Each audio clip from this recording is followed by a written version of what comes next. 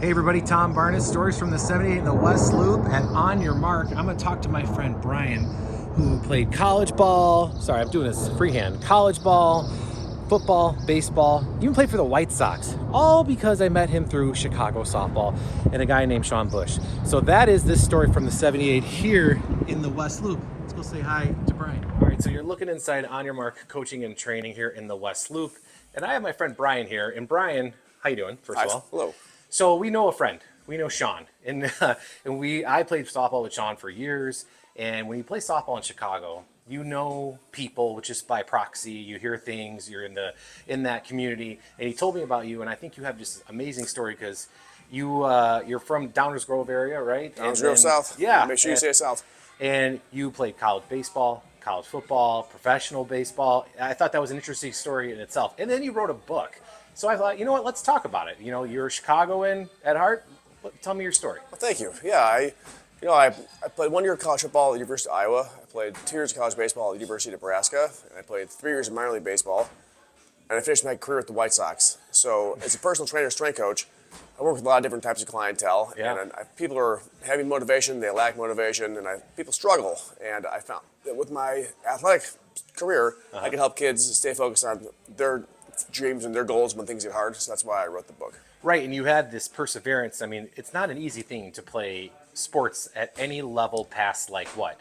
I would say high school is even tough for some people, but to keep going in college and play at the level that you played at, and then you had failures and you had to overcome them, but then you end up with a story about how you even got to be a member of the White Sox. Tell that story, and then also the perseverance that you faced, because you mentioned football, but you didn't play all four.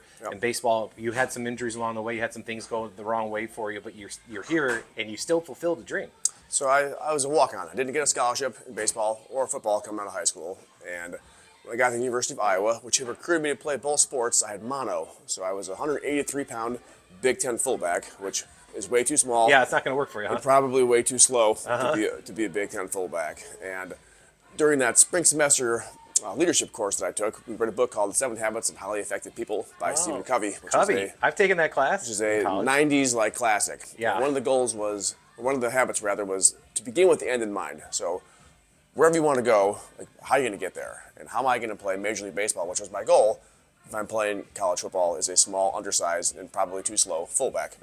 So that led me to transfer out to play baseball in college, which was a whole part of the story in Lincoln, Nebraska, where I had shoulder surgery and problems with coaches, and still no scholarship. Happens, right? Like it's pretty common. You get to a place, and the people that recruited you there or wanted you there are not there, or just things just happen that are out of your hands. Totally. Or you're like, oh, I went from being welcome to shown the door. You know, it's really strange. I had some clients. This is actually one of the reasons why I wrote the book. I had 2 kids that I trained. One was a wrestler, one played volleyball, and their experiences with their college coaches were exactly the same as mine. I thought, how could this be happening 10, and why 15 is it years happening? later?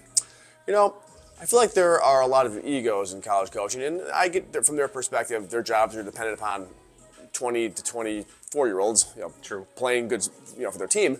But I think sometimes the individuality of the athlete is lost, and you got to know your people. And none of my coaches outside of Iowa actually recruited me, so I feel like I was really not.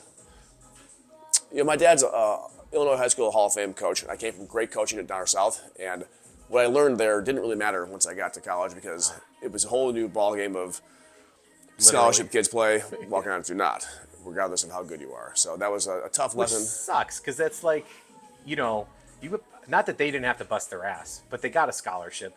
But to walk on and make it it's like the Rudy effect, right? Like not to compare you to Rudy, but it's a relatable topic, right? I mentioned Rudy in the book. It's a great story. It's a great movie, but nobody wants to actually be Rudy. Right. You want to go play somewhere, and the perseverance to sort of keep going when things are hard is really not for everybody. I mean, it's easier when you get a scholarship. It's easier to get drafted. It's easier if you have some money that the team has thrown your way, and I didn't have any of that. So when I finally signed with the White Sox, after I played 2 years independent ball, and I had 2 years away from baseball, where I was fully committed to personal training, but didn't feel like I had. Which is incredible that you were 2 years removed, didn't even play, and still found your way back, which never happens, really. David Wilder was the White Sox director of player personnel, and he joined Crunch Fitness, and damn it, I knew he was with the Sox. I wanted to talk to him. I was afraid because my stats were terrible, and I was old in their world, and I'm like, man, I would regret it forever if I never said anything. So one day in the gym, he was doing some squats, and we had a conversation. He invited me to spring training as a catcher, and I received a.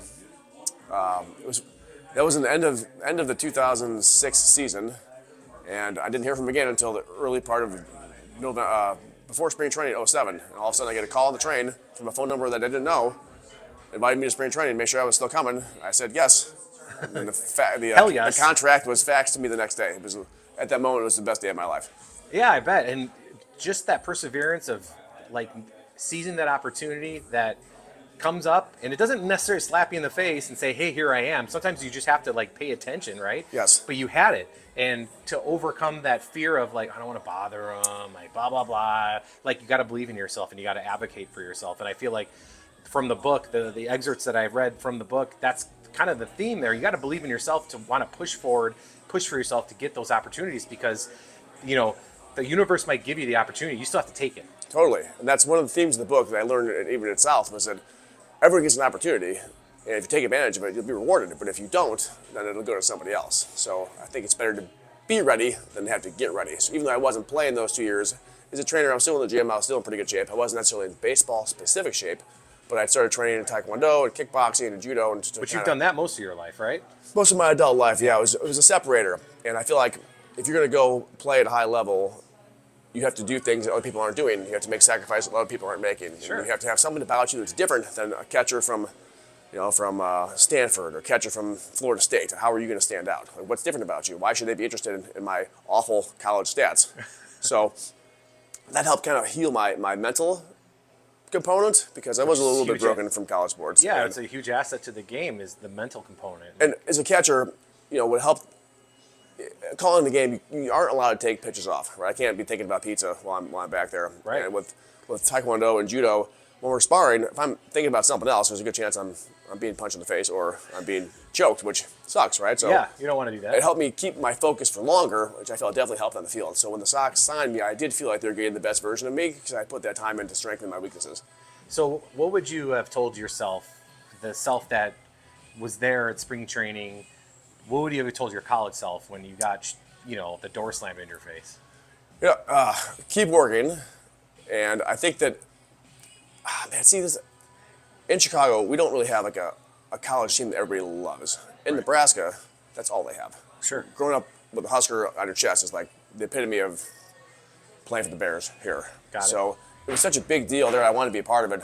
But I would say, there's other things out here that are bigger than college baseball. And if your goal, again, start with the end in mind, begin with the end in mind. If your goal is to make it to the big leagues, you got to be able to do work even when no one's watching. You have to do work even when people are telling you that you're not good. And keep doing it, and keep doing it, and keep fighting for that dream that you had, and you fulfilled, which is incredible. And when you're talking about, the different sports and travel leagues and all this and stuff like that, do you have anything for parents who might be getting into that travel level of sports where you're out of the park district leagues, you're kind of paying an astronomical fee for kids who are like 10 and 11 years old to play a college sport? Like, what are your recommendations from that? Seeing it from both sides. The games are supposed to be fun, and kids play because it's fun. I feel like sometimes I never played travel ball. I was probably that first wave of all-star kids, but we didn't leave Downers Grove, Woodbridge. We weren't crossing state lines. We didn't have our names in the back of jerseys or matching helmets and any of that. We were as local as we could be. Yeah. But I also think that playing more sports is better than playing fewer sports. So instead of playing baseball year-round, I would say I play basketball, wrestle, run track. So play change football. it up. Yes. I love pizza. If I ate it every day, it wouldn't taste as good. Right. So nowhere else in life would we say, okay, our kids are going to go to school and they're just going to learn math for the rest of their school year. It doesn't happen. So why do we specialize in sports so early? So for the travel kids, I think that taking a break is good, and playing sports in multiple seasons is good, and being able to rest your arm. The big league pitchers don't pitch year round. Why are we having 10-year-olds do it? Right. That's why they're blowing out their arms at 18 years old, right? Too much mileage. Yeah. Yeah. Speaking of, we haven't talked about this, but how do you feel about pitch counts? Because you played baseball and you catcher. How do you feel about pitch counts and what they've done to not only the major leagues but baseball in general? Not to put you on the spot. I think that everybody wants to protect the arms of pitchers. I think that concept is important, whether you're 9 or 29, whether you're in little leagues or the big leagues. But I do think sometimes that one of the ways you get stronger is to throw. I don't know if you should always be throwing a baseball. Throwing a football is helpful, like trying to mimic. So my question is, why do pitchers have arm problems but quarterbacks don't? Right. That's a great question. If you're throwing the ball 60 times a game in a football game or in practice all day long, why are there no Tommy Johns in football? I think sometimes the quarterback motion is a little quicker, a little tighter, a little more compact, because if you have a long throwing motion, you get sacked. Right. So they get rid of the ball a little faster. It kind of looks like a catcher. Yeah. So I just think if a pitcher could throw more like a quarterback, plus I think like the football is not like you're not sliding you're or not doing it, like using you're all not that elbow. flipping your wrist and all that. But I think the pitch count is important for little kids, but I think that we need to get away from throwing in a few different seasons. So baseball is a spring, summer sport. There should be not a lot of throwing in the fall and winter. Yeah, it's a good philosophy just because I think there's a lot of parents who struggle with that, who don't know, and they played Little League, but like you were saying earlier, Little League from when, if you're, let's say, a parent in your 40s or 50s, it is way different now than it was when we were growing up. Totally. Like, it was just kind of backyard baseball with halfway uniforms on, Yes, you know? and parents weren't fighting or beat.